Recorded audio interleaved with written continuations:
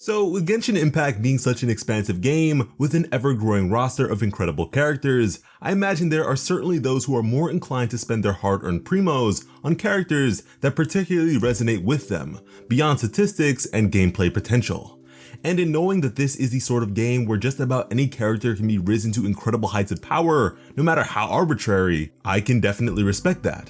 And with that in mind, beyond simply providing you character guides, we would like to present character bios as well to help you find the units best suited for your tastes.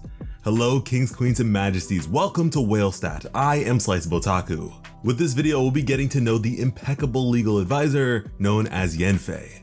And if you enjoy this sort of content, go ahead and drop a like to let us know, and subscribe to WhaleStat for even more to come. But with that being said, let us begin.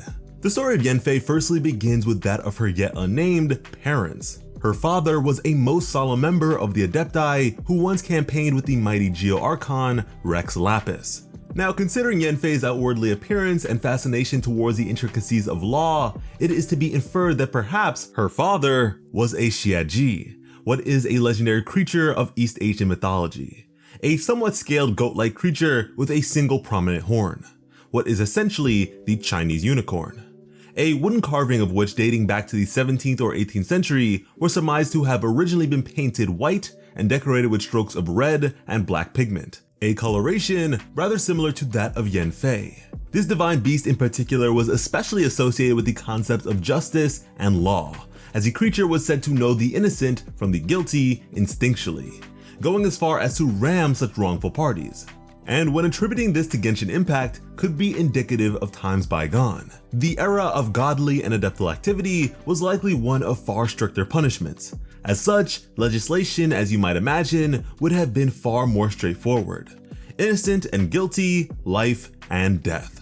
However, a time would of course come where the necessity of such proceedings would fade along with the guiding hand of the Adepti. Rex Lapis, in recognizing the precarious nature of circumstance, would doubly consider justice itself to vary from situation to situation. As such, the ancient laws of the Geo-Archon would over time shift and change to better suit the modern needs of society, while still to an extent remaining rooted in their original convictions. But in the wake of such relative peace, Yanfei's father, with the blessing of Rex Lapis, would go on to settle down and marry a mortal merchant woman.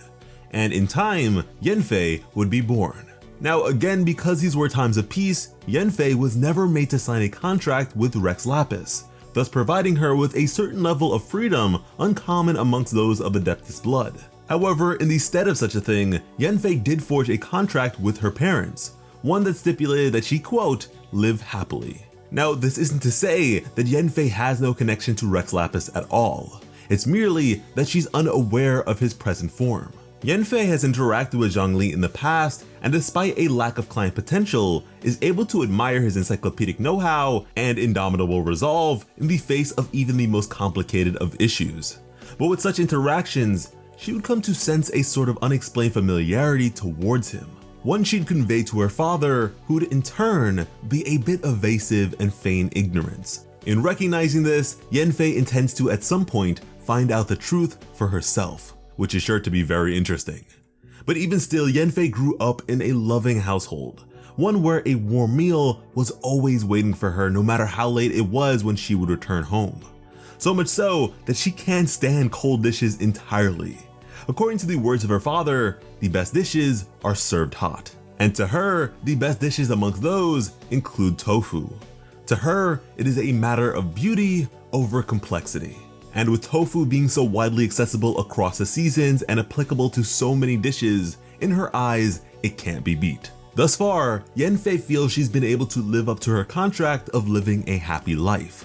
But even still, there's no law or standard that can serve to define a happy life. Sometimes the law is compatible with human nature, but sometimes the two conflict. Balancing the two is a discipline in its own right. With this, the duality of her existence as a half-adepti being is most noticeable. Now, Yanfei's most prized possession happens to be a steel yard balance, gifted to her by her father, a treasure provided to him by Rex Lapis that may be used to measure the value of all things. But despite being such an alluring capability, the measurements of said scale are rather dated. As it turns out, these scales measurements are based on values set during the Archon's initial creation of Mora. As such, many measurements don't exactly hold up to modern price points and or currency fluctuations. However, at the very least, it does serve to demonstrate just how greatly Liyue has changed over time. Now, when Yanfei was of age, her parents would then depart on a journey, leaving her in the care of Madame Ping, a fellow Adeptus. At this point in time, Yanfei is said to be the top legal expert in Liyue, and by her words, nobody else comes close. But despite this, there is of course the Tianxin of Qixing, Ningguang, who is said to possess an unrivaled understanding of the law's intricacies. These two have a mutual respect for one another, but are certainly rivals.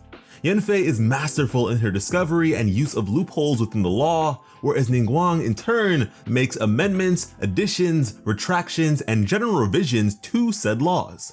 Such things may serve to make Yanfei's job a bit more demanding, but Ningguang is rather appreciative of their contention, as Yanfei very much expedites the discovery of such flaws in the system. However, a rival Yanfei is happy she doesn't have is Keqing. Keqing is to her incredibly efficient and diligent in her pursuits, to the point where if the two were in the same field of expertise, Yanfei may actually lose a lot of work. Now, in regards to work, Yanfei markets herself as someone fully versed in all areas of the law. However, amidst all these fields, her least favorite by far are civil cases. You see, things such as custody disputes and divorce can't so tactlessly be handled with only cold facts and logistics. There's far more emotional turmoil to be had throughout. And as someone who grew up with such a healthy upbringing, it is sometimes hard for her to relate. Custody battles more than anything else are the worst for her, as even in the event of success, the settlement, one way or another, is sure to have psychological implications for the children involved. As a half Adeptus, despite a lack of adeptal responsibilities, law and order are part of Yanfei's very being. She herself longs for the day when the law is in the hearts of all. A far-off time where all will be able to live happily and free of judgments. A time that she herself may at some point bear witness to thanks to her Adepti blood. And in such a case, perhaps she too will lose her present role in society. But as it turns out, Yanfei has a backup plan of sorts, that if such a time were to come to pass, she would simply become a rapper. A lyricist at that, considering her ability to recite tens of thousands of words worth of Liyue law at will with ease.